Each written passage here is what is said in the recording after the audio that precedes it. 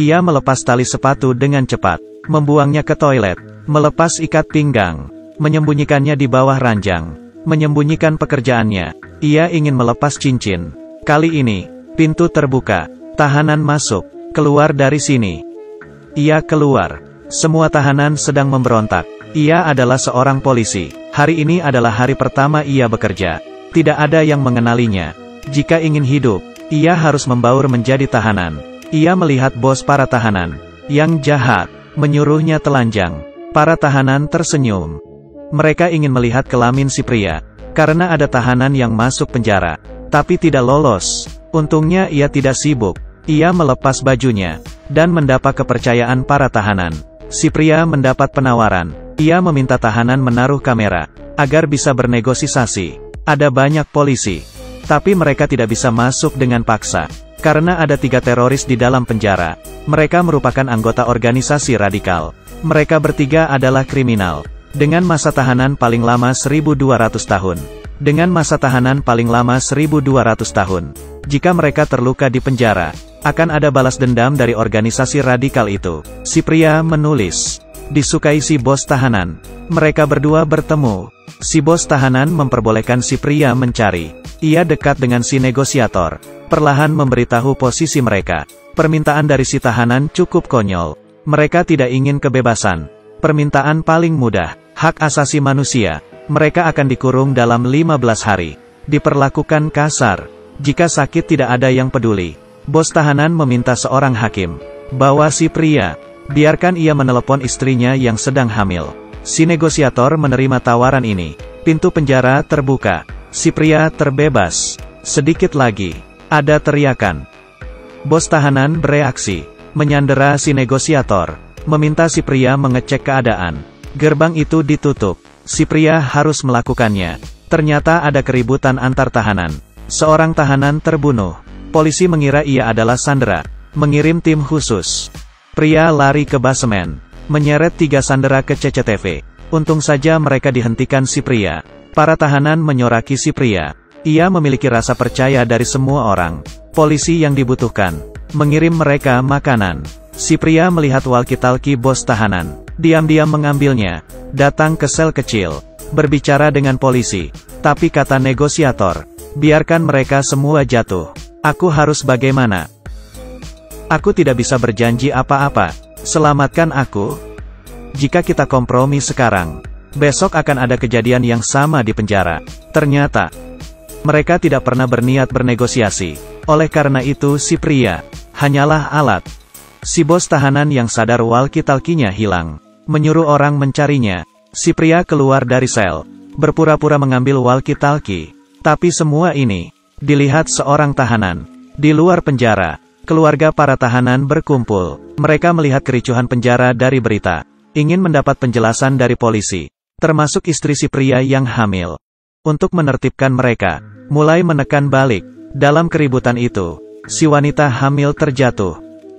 Diikuti dengan, ia melempar stik. Wanita itu terbaring di tanah. Sekarat. Sementara suaminya, melihat melalui TV. Melihat semuanya. Para polisi brutal.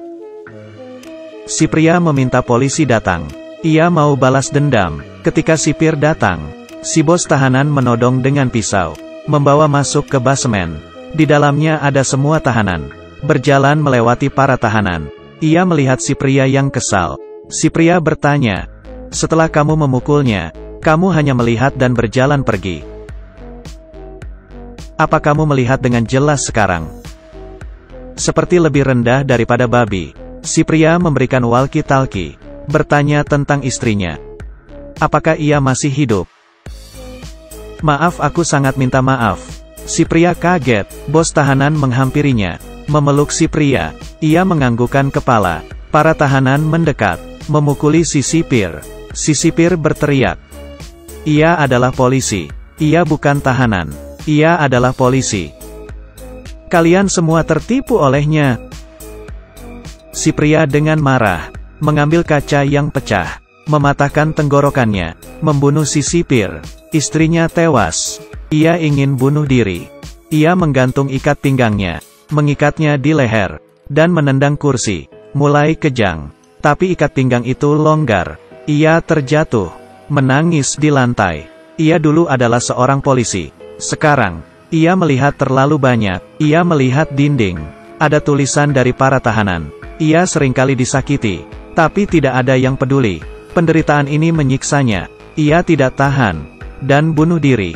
Ia menyalakan rokok, menajamkannya, menjadi kertas yang tajam, dan memotong pergelangan tangannya, agar rasa sakit menghilang. Ini adalah tahanan pertama yang bunuh diri di penjara. Menulis kata terakhir itu di dinding, agar rasa sakitnya diketahui. Semua ini dirasakan si pria. Ia adalah sipir penjara, yang melihat kemunafikan keadilan.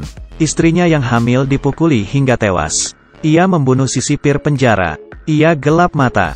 Menjadi tahanan sungguhan. Ia ingin mendapat keinginan para tahanan. Ketika negosiasi dimulai, si pria menarik pemimpin polisi keluar. Berkata ke negosiator, "Polisi ini, aku yang membunuhnya." Si pria mengerti. Negosiasi adalah trik mereka menunda waktu. Si pria menggunakan 3 tahanan sebagai ancaman, memberikan mereka 1 jam, dan membuat janji di TV. Hapuskan sistem inspeksi penjara, perbaiki kondisi di penjara. Ini adalah hal yang mustahil jika pemerintah tunduk pada tahanan. Untuk polisi hal seperti ini sangat memalukan. Polisi tahu si pria membelot. Ia harus disingkirkan. Mereka mengoper walkie-talkie. Si bos tahanan memanggil. Ada dokumen di lantai, berisi sertifikat polisi si pria. Polisi memberitahu si bos tahanan berita buruk. Di dalam penjara, kecuali mereka, ada polisi samaran lagi. Mereka mengetahuinya. Semua diawasi.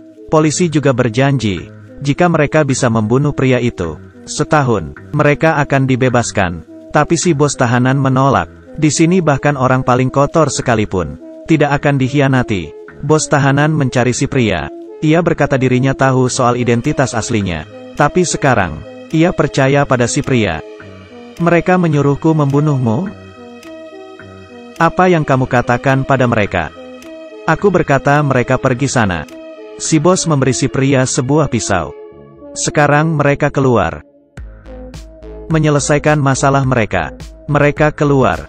Di TV ada berita. Polisi menyerah. Para tahanan bersorak. Tapi di lantai 2, seorang berbaju merah menembak. Polisi juga menyerang. Gas air mata ditembakkan.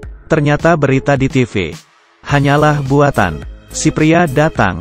Mereka ditipu. Mereka akan dihabisi. Membuat mereka membayar. Kali ini si baju merah menembak. Si pria tertembak. Ia meraung kesakitan. Sekarat. Si bos tahanan memeluknya. "Agak tidak berguna. Lihat aku, tidak apa-apa. Bangun dan kita akan menghabisi mereka bersama." Bos tahanan tertembak. Dalam situasi ini, ia melihat si pengkhianat. Ia bangun, menghampirinya. Ditembak lagi. Saat terakhir si pria adalah polisi turun dari atap. Penjara dengan cepat ditertibkan. Si pria terbunuh. Bos tahanan ditahan. Keadilan menang. Tapi untuk tahanan yang benar, siapa yang merupakan keadilan sesungguhnya?